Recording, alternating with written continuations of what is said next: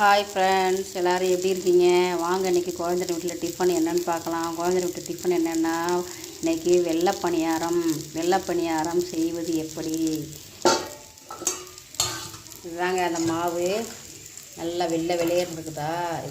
இது எப்படி அரைச்சேன் அப்படின்னா, இது நாங்கள் யூடியூப் பார்த்தாங்க செஞ்சது. 2-3 வருஷத்துக்கு முன்னாடி பார்த்தது தான். நான் நிறையா வாட்டி செஞ்சுருக்கிறேன். இப்போ 2025 பிறந்ததுக்கு பின்னாடி இது நாங்கள் ஃபஸ்ட் டைம் செய்கிறது. இது எப்படின்னா, இந்த டம்ளரில் உங்கள் வீட்டில் எதை நீங்கள் அரிசி அளந்து போடுவீங்கள்ல இட்லி தோசைக்கு, அது மாதிரி மெஷர்மெண்ட்டு டம்ளர்ன்றது தனியாக வச்சுருப்பீங்க. அதிலே அளந்து போட்டுக்கோங்க. நான் இந்த டம்ளரில் தாங்க அளந்துக்கிட்டேன்.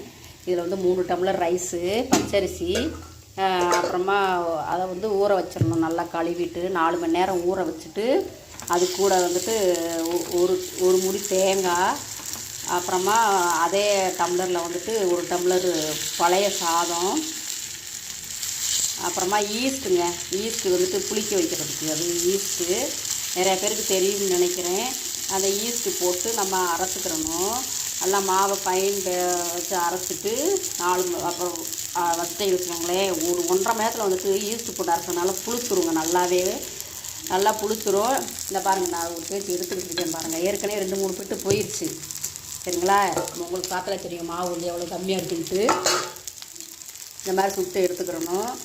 சுட்டு எடுத்துட்டு நல்லா ஒயிட்டாக இருக்குங்க பணியாரம். பாருங்களேன், எனக்கு லைட் வெளிச்சத்துக்கு உங்களுக்கு எப்படி தெரியும் தெரியல. ஆனால் நேரடியாக பார்க்கும்போது நல்லா வெள்ளையர்னு இருக்குது பாருங்கள்.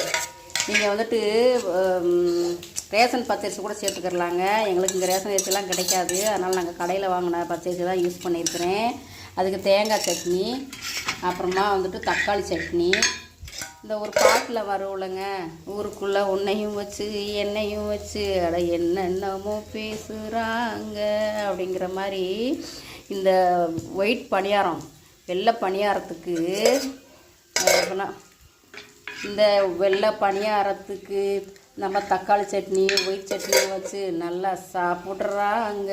என்ன ருசியோ, ஓஹோ ருசியா அப்படின்ட்டு கேட்குற மாதிரி அந்த டியூன் அமைஞ்சிருக்குது பாருங்கள்.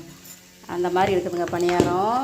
அது மட்டும் இல்லை, எங்கள் ஹஸ்பண்ட் வேறு சொல்லிட்டு போயிருக்கிறாரு, என்ன இன்றைக்கி ரொம்ப நாள் கழிச்சு பண்ணியிருக்கிறேன், அதனால் என் ஃப்ரெண்டுக்கும் கொடுக்கணும், எனக்கு கொஞ்சம் செஞ்சு எடுத்து வச்சிரு, நான் திரும்ப நான் கட்டி எடுத்துகிட்டு போகிறேன் அப்படின்னு சொல்லியிருக்கிறாரு. அதனால் இந்த மாவை மிச்சம் வச்சுருக்கீங்க, அவர் வந்ததுக்கப்புறம் சுட்டு எடுத்து கொடுக்கலாம் அப்படின்ட்டு. அதனால் நீங்களும் இது போல் செஞ்சு சாப்பிடுங்க. நான் சொன்ன மாதிரி உங்களுக்கு தெரியல வைக்கலனாக்க ஆல்ரெடி வீடியோவிலையும் நிறையா போட்டிருப்பாங்க, போஸ்ட் பண்ணியிருப்பாங்க.